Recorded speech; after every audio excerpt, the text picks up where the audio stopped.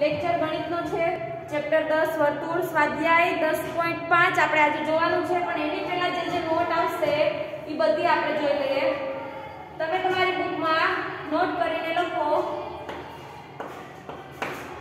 સ્વાધ્યાય 10.4 આપણે કાલે પૂરું કર્યું છે હવે આપણે સ્વાધ્યાય 10.5 આવ્યા એની આગળની જે નોટ કે જે સ્વાધ્યાય 10.5 માં આપણે કામ આવે એવી છે એ આપણે હવે જોઈશું જો આપણી પાસે વર્તુળ છે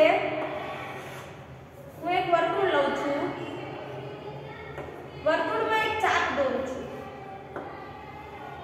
મારી પાસે એક લઘુચાપ કોને કીધી તે આપણે જે અર્ધવર્તુળાકાર કરતા નાની હોય એને શું કહેવાય લઘુચાપ તો હું આ લઘુચાપ મારી પાસે P અને Q છે અહીંયા શું છે તો કે વર્તુળનું કેન્દ્ર O હવે હું અહીંથી એક ખૂણો બનાવું છું આ ચાપથી એક ખૂણો બનાવું છું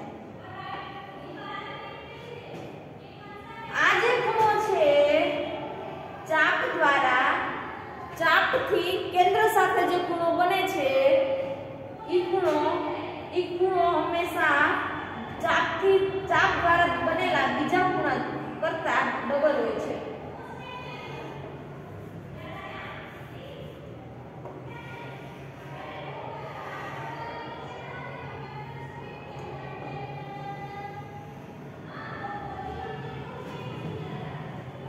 જો શું છે જો વર્તુળની બે જીવા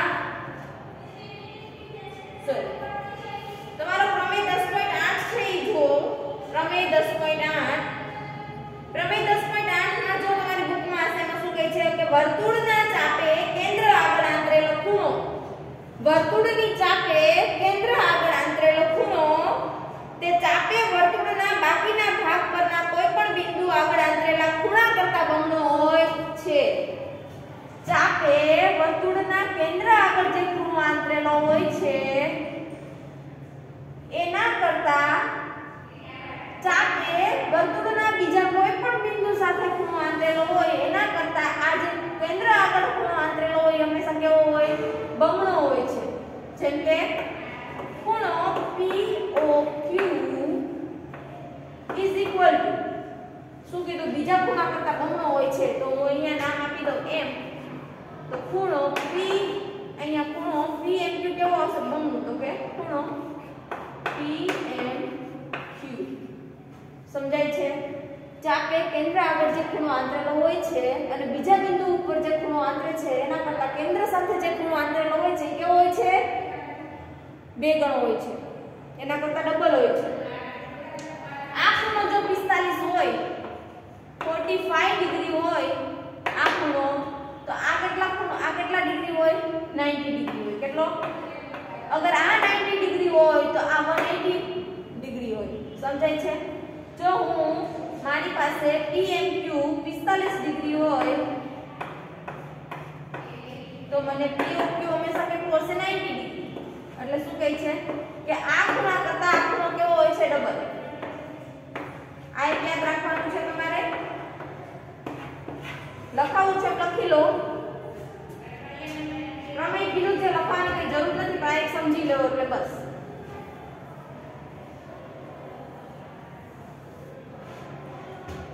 હવે જુઓ બીજું શું છે સમજવાનું તો કે જો વર્તુળની બે જીવા સમાન હોય તો તેને અનુરૂપ ચાપ એકરૂપ છે જો વર્તુળની બે જીવા સમાન હોય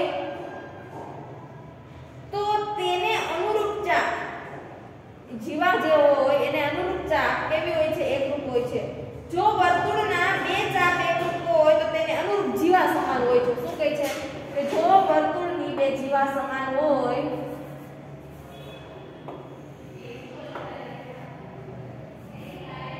મારી પાસે આ વર્તુળ છે અને એની બે જીવા સમાન હોય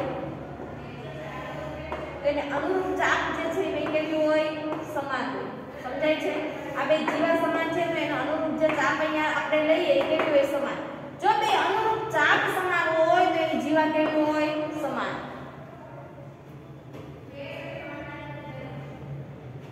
પછી તમે પ્રમેય 10.9 જુઓ પ્રમેય 10.9 શું કહે છે તો કે પ્રમેય 10.9 માં એક જ વૃત્તખંડમાં આવેલા ખૂણાઓ સમાન હોય છે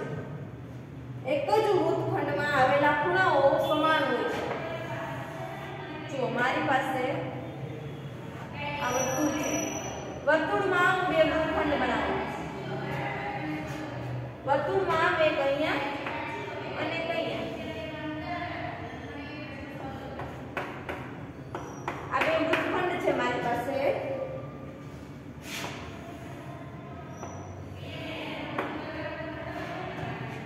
શું કે છે? એક જ વૃત્તખંડમાં આવેલા ખૂણાઓ સમાન હોય છે. હું આને નામ આપું XY, AB અને O.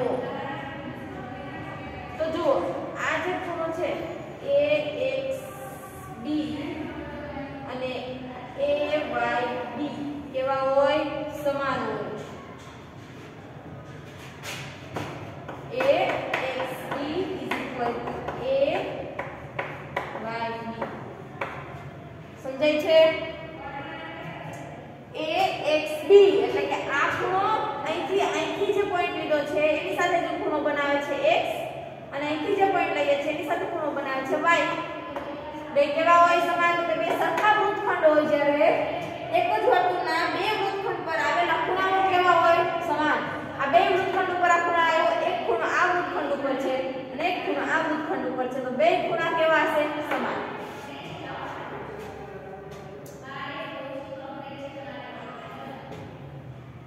પછી 10.10 છે પ્રમેય. શું કહે છે? જો બે બિંદુઓને જોડતો રેખાખંડ એ રેખાખંડને સમાવતી રેખાની એક જ બાજુએ આવેલા બીજા બિંદુએ બે બિંદુ આગળ ખૂણો આંતરે તો તે ચાર કઈ બિંદુઓ એક જ વર્તુળ પર આવેલા છે? જેમ કે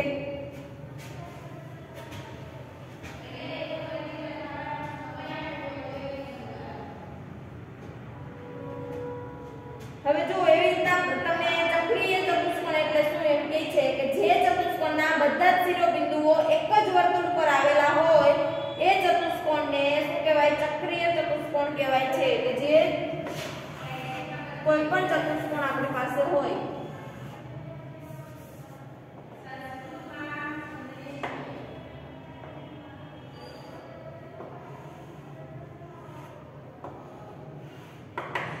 મારી પાસે ચતુષ્કોણ છે ABCD. તો આ જે વર્તુળની અંદર આવેલા છે બધા ખૂણાને વર્તુળ પર આવેલા છે. આ ચતુષ્કોણને કેવો કહેવાય? ચક્રીય ચતુષ્કોણ કહેવાય. પછી શું કહે છે? પ્રમેય 10.11 શું કહે છે? ચક્રીય ચતુષ્કોણના સામસામેના ખૂણાઓની જોડના સરવાળો કેટલો હોય? 180 થાય છે. ચક્રીય ચતુષ્કોણ હોય તો સામસામે ખૂણાઓની જોડનો સરવાળો 180 થાય છે.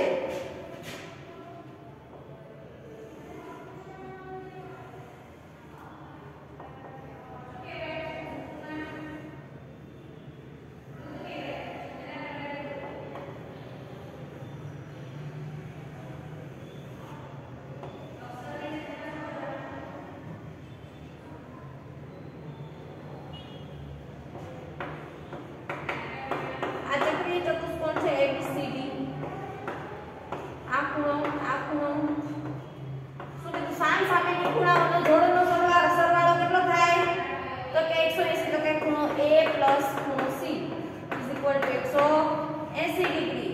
ખૂણો B પ્લસ ખૂણો D is equal to 180 degree. સમજાય છે? સામસામેના ચતુષ્કોણની જોડનો સરવાળો કેટલો થાય? ખૂણાઓની જોડનો. ચક્રીય ચતુષ્કોણમાં જવું થશે. કેટલો થશે? 180 ડિગ્રી. બસ આ તમારે આગળની નોટ છે જે યાદ રાખવાની હતી. એના પછીનું છે સ્વાધ્યાય 10.5. આપણે હવે ચાલુ કરી દઈએ. સ્વાધ્યાય 10.5. સ્વાધ્યાય 10.5 નો પહેલો દાખલો. સ્વાધ્યાય 10.5 નો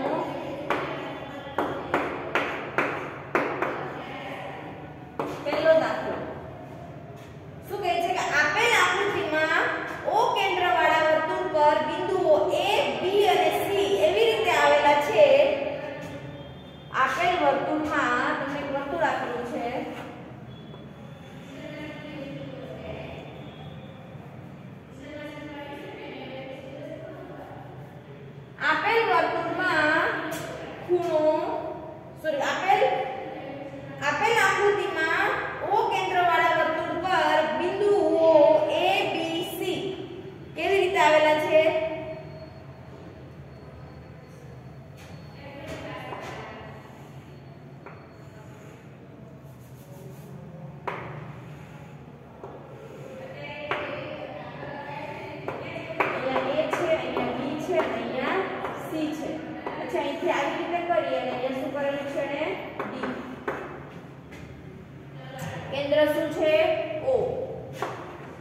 જો આપેલ આકૃતિમાં O કેન્દ્રવાળા વર્તુળ પર બિંદુઓ A, B અને C એવી રીતે આવેલા છે કે જેથી BOC BOC = 30 ડિગ્રી BOC કેટલું છે 30 ડિગ્રી અને બીજું તો કે ખૂણો AOB 60 ડિગ્રી ખૂણો AOB કેટલું છે 60 ડિગ્રી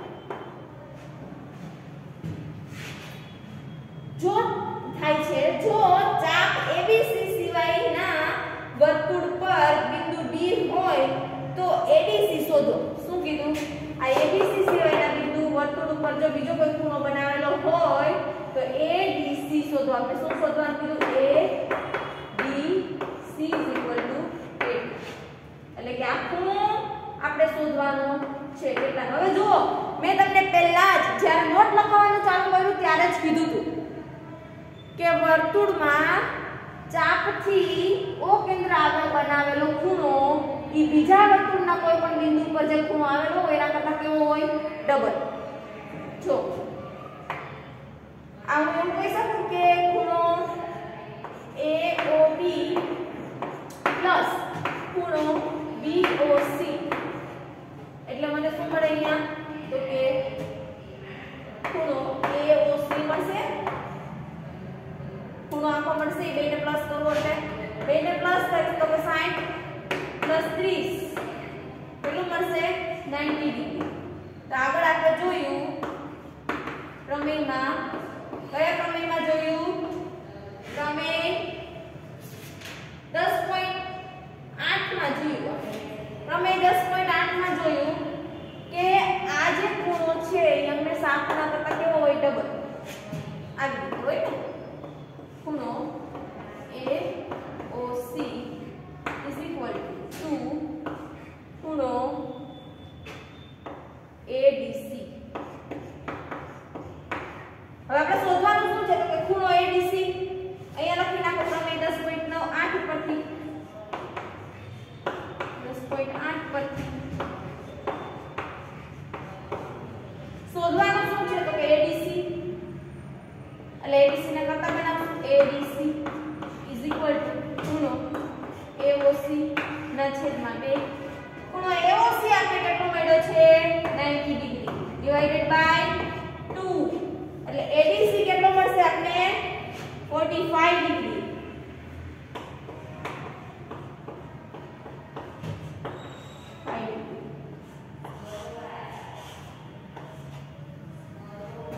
સમજાય છે આના કરતા કેવો હોય છે અડધો ચાપથી વર્તુળના કેન્દ્ર આગળ જે ખૂણો આંતરેલો હોય છે એ હંમેશા બીજા કોઈ પણ બિંદુ આગળ જે ખૂણો આંતરેલો હોય એના કરતા ડબલ હોય ચલો એના પછીનો દાખલો જુઓ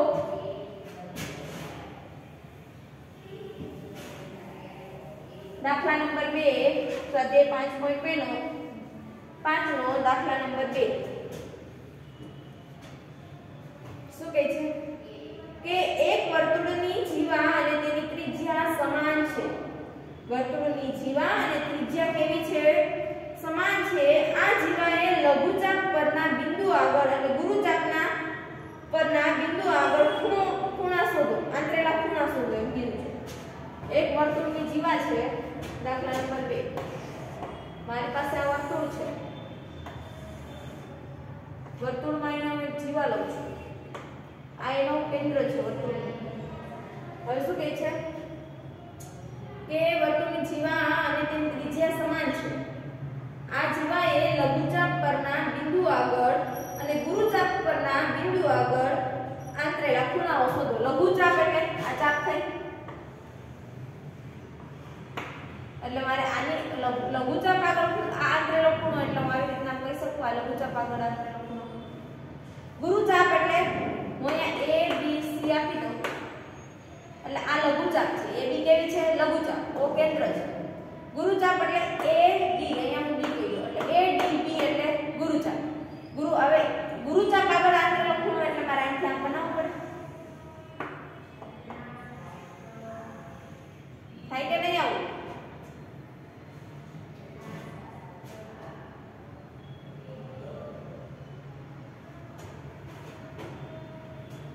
આ ગુરુચાપ આગળ આંતરેલો ખૂણો અને લઘુચાપ આગળ આંતરેલો ખૂણો એટલે આમ પર થાય. અહીંયા હું A C B લઈ લઉં.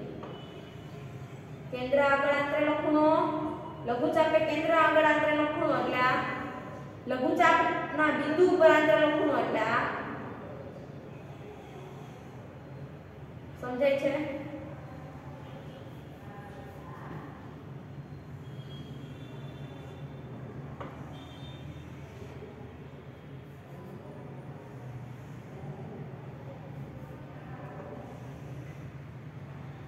ખબર પડી?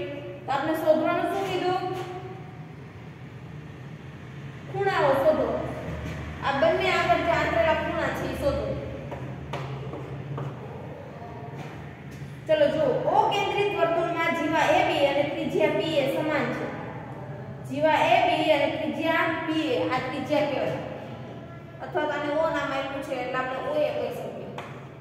આ OA અને આ OB અને આ કેવું? તો કે આ જીવા AB કેવા છે? સમાન. એટલે આપણે કહીએ કે OA AB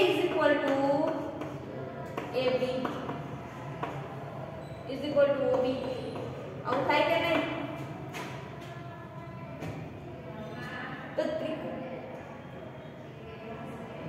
તો અહીંયા આપણે એવું લખી શકીએ આ ત્રિકોણ થશે આપણે ત્રિકોણ AOB. અહીંયા લખી શકીએ ત્રિકોણ AOB ત્રિકોણ AOB માં OA OB AB ત્રણ બાજુ સરખી થશે ત્રિકોણ OAB માં. OA OB AB કરવાનું છે તમારે, લખવું જવાનું છે આવી રીતે. એટલે આ કેવો ત્રિકોણ થયો? ત્રિકોણ AOB કેવો ત્રિકોણ થયો? સમબાજુ ત્રિકોણ થયો. અહીંયા લખી નાખો ત્રિકોણ AOB સમબાજુ ત્રિકોણ છે. સમબાજુ ત્રિકોણ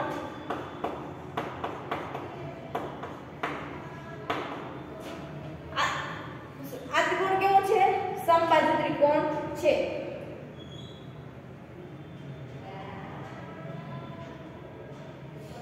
સમબાજુ ત્રિકોણના ત્રણેય ખૂણાનું માપ કેવું હોય? સરખું હોય. સમબાજુ ત્રિકોણ હોય એના ત્રણેય ખૂણાનું માપ કેવું હોય? સરખું હોય. એટલે હું આવી રીતે લખી શકું કે ત્રિકોણ ખૂણો AOB 16 ડિગ્રી. ત્રિકોણનું માપ કેટલું હોય? આપણે ત્રિકોણના ખૂણાઓનો ત્રણેય ખૂણાનો સરવાળો કેટલો હોય? 180 ડિગ્રી હોય. ત્રણેય ખૂણાનું માપ સરખું હોય એટલે એક ખૂણાનું માપ કેટલું હોય? 60 ડિગ્રી હોય. આવી રીતે લખી શકું હું. જો આ 60 ડિગ્રી હોય, આ 60 ડિગ્રી હોય તો એના ચાપથી અહીંયા કેન્દ્ર આગળ આંતરેલો ખૂણો કહેવાય. તો હંમેશા આ ડબલ હોય તો એનું અડધું હોય કે નહીં? તો આવી રીતે લખી શકું પ્રમેય પરથી કે ખૂણો AOB 2 ખૂણો ADB લખી શકું. હવે મારે ખૂણો આ કેના ઉપરથી તો પ્રમેય 10.8 પર. અહીંયા ADB શોધવું હોય તો ખૂણો ADB ખૂણો AOB છેદમાં 2 કહું તો મને ખૂણો ADB 60/2 કેટલું મળશે? 30 ડિગ્રી મળશે. શું તો કે ખૂણો ADB કેટલું મળ્યું? 30 ડિગ્રી.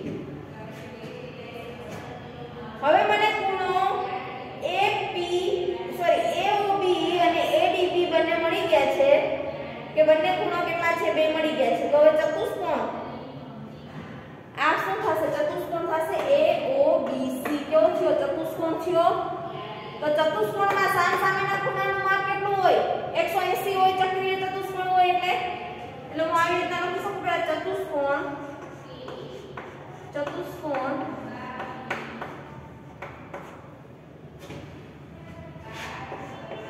ચક્રીય ચતુષ્કોણ પર લખી શકો. આગળ લખનાર ચક્રીય ચતુષ્કોણ AOBC માં ચક્રીય ચતુષ્કોણ AOBC માં તમે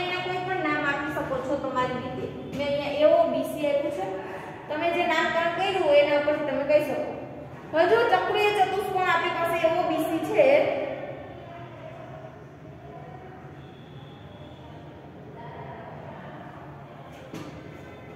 આ પણ લઈ શકો અને વર્તુળના ચારે ચાર બિંદુ આવે એવો ચતુષ્કોણ પણ લઈ શકો. આ પણ કેવો છે? ચક્રીય ચતુષ્કોણ છે, જે વર્તુળના ચારે ચાર ચતુષ્કોણના ચારે ચાર બિંદુ કોની પર આવેલા છે? વર્તુળ પર. એટલે આને એવું પણ લખો ADBC. અહીંયા પર લખો ADBC. ADBC આ ચતુષ્કોણ છે. હવે આપણે ADBC છે એમાં D નું માપ કેટલું મળ્યું છે? 30 ડિગ્રી. હવે આપણે જોયું હતું આગળ પ્રમેય કયા પ્રમેયમાં જોયું હતું? તો કે પ્રમેય 10.12 માં જોયું હતું કે ચતુષ્કોણની સામસામેની બાજુનો સરવાળો કેટલો થાય? 180. તો હું એવું કહું કે ખૂણો D પ્લસ ખૂણો C is equal to 180 degree અને ખૂણો A પ્લસ ખૂણો B is equal to 180 degree. આવું કહી શકું કે નહીં? હવે આપણે ક્યાં ખૂણો શોધવાનો છે? તો કે લઘુચાપ આગળ જે ખૂણો બને છે ઈ અને ગુરુચાપ આગળ જે ખૂણો બને છે એનું માપ. હવે ગુરુચાપ આગળ જે ખૂણો બને છે એનું માપ આપણે મળી ગયું. લઘુચાપ આગળ એટલે કે C આગળ જે ખૂણો બને છે એ શોધવા માટે આપણે આમાં D ની કિંમત મૂકી દઈએ. અહીંયા છે કેટલું હતું? D આપણી પાસે 30 ડિગ્રી પ્લસ ખૂણો C is equal to 180 degree. તો ખૂણો C બરાબર કેટલો આવે? 180 minus 30. C is equal to 180 minus 30. 150 degree આવશે. લઘુચાપ આગળ બનાવેલો ખૂણો કેટલો છે? 150 ડિગ્રી.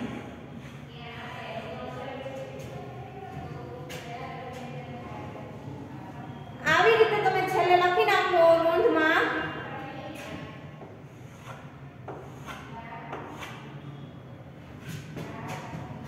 કે આ લઘુચાપ પરના બિંદુ x આગળ લઘુચાપ પરના બિંદુ C આગળ અને ગુરુચાપ પરના બિંદુ D આગળ બનાવેલો ખૂણો 150 અને 30 ડિગ્રી છે.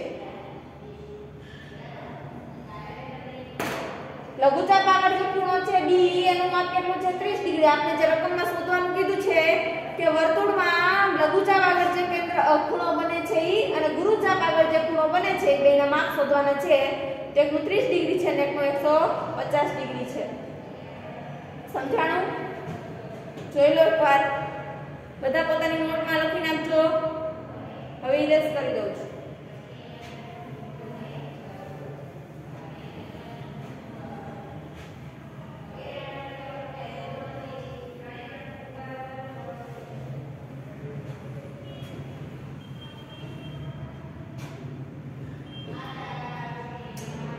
હવે જો કયો છે તો કે દાખલા નંબર 3. દાખલા નંબર 3. હવે દાખલા નંબર 3 છે એ આપણે આવતા લેક્ચરમાં જોશું. અહીંયા સુધી આપણો લેક્ચર પૂરો. હવે કાલે આપણે જોશું સ્વાધ્યાય 10.5 નો દાખલા નંબર 3.